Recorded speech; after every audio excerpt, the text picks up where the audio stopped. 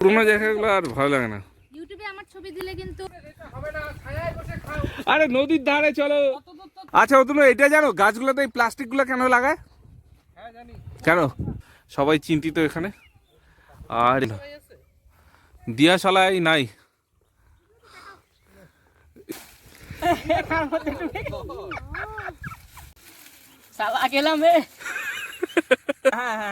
Landscape গর্ব।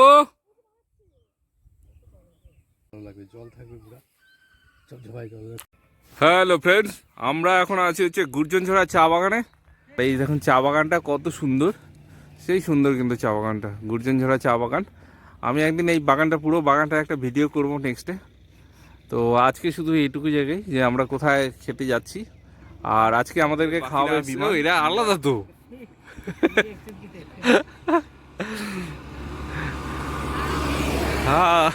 High, নতুন জায়গা, পুরোনো জায়গাগুলো আর ভালো লাগে না। ইউটিউবে আমার ছবি দিলে কিন্তু আমি কমিশন খাবো তোমার থেকে। এই আমরা যাচ্ছি ভিতরে এখন পিকনিক করতে। এই জায়গাটার জন্য হচ্ছে বাইক যায় না, বিশ্বজিৎ বেশি মোটা হয়ে গেছে, ওর জন্য এখান দিয়ে যেতে পারছে না। এবারে আমরা হচ্ছে নদীর ধারে গিয়ে হচ্ছে আজকে বিমান খাওয়াচ্ছে আমাদেরকে। তো আমরা যাচ্ছি, সামনে হচ্ছে বিশ্বজিৎ আর কি আছে। আরে নদীর ধারে চলো। এখানে তো গুয়ের মধ্যে খাবো নাকি? এখানে কি গুয়ের মধ্যে খাবো? এই দেখুন চা বাগানের মাঝখানে এসে ও খাওয়া মেন উদ্দেশ্য না, তো আমাদের মেন উদ্দেশ্য হচ্ছে ঘোরা। খেলেও হবে, না খেলেও হবে।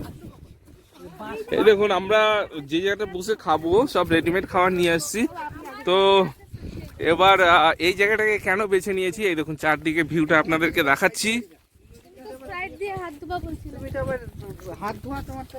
এই দেখুন চারিদিকে ভিউটা, আমাদের পুরো টিম যাচ্ছে, সবাই যাচ্ছে, তো আমিও আছি সাথে। সবার হাতে খাবার, এই দেখুন রেডিমেড খাবার।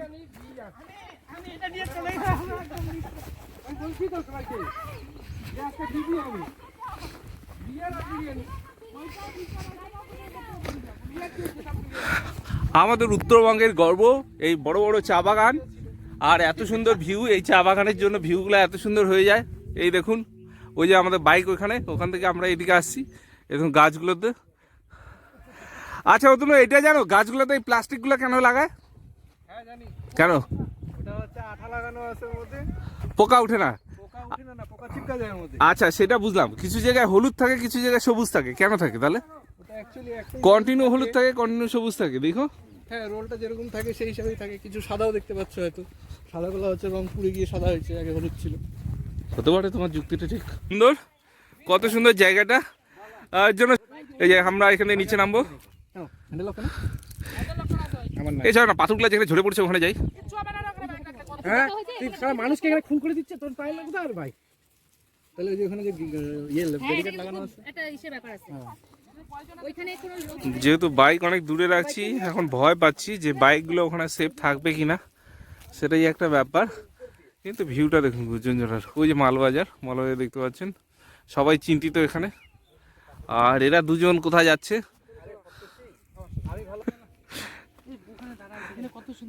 ও ওই পাহাড়টা দেখে আসে যেত না, ওই দেখো ওই চা বাগানটা। এই দেখুন পাহাড়ে চা বাগান, কি সুন্দর চা বাগান করেছে। এই চলো না ঝড়া পাথরগুলো ওখানে যাই, পাথরগুলো ঝরে পড়ছে যে। এই জায়গাটা তুলো না, দেখো সুন্দর জায়গাটা, দেখো কি সুন্দর ভাবে এরকম। এখানে কেউ যদি শুয়ে থাকতো গিয়ে মাঝখানে, তুমি মাঝখানে গিয়ে শুয়ে পড়ো না। এই চা বাগানটা দেখুন।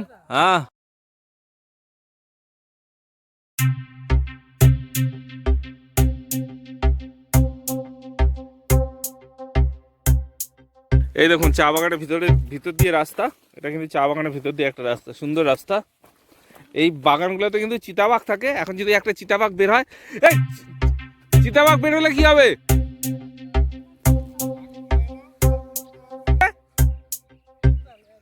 নিচে নদীতে মাছ ধরছে।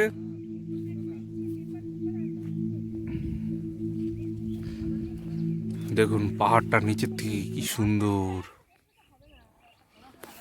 চা গাছের নিচে যারা চা গাছের দেখেননি, এই দেখুন নিচটা কিরকম হয়।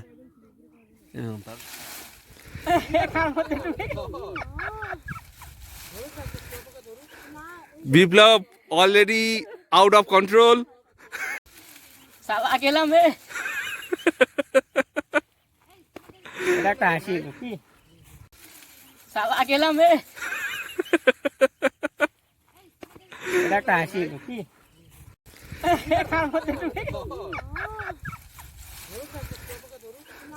বিপ্লব অলরেডি আউট অফ কন্ট্রোল। আমাদের খাওয়া দাওয়ার পর্ব চলছে।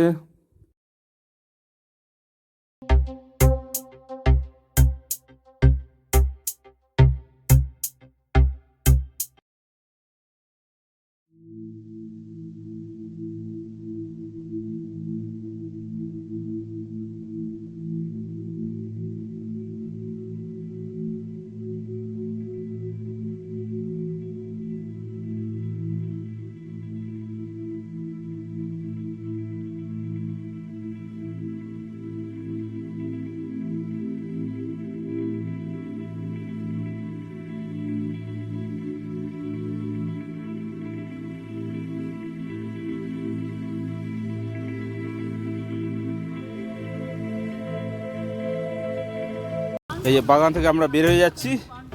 এইটার জন্য, এই ব্যারিয়ারটার জন্য হচ্ছে আমরা বাইকটা ভেতরে নিয়ে যেতে পারিনি।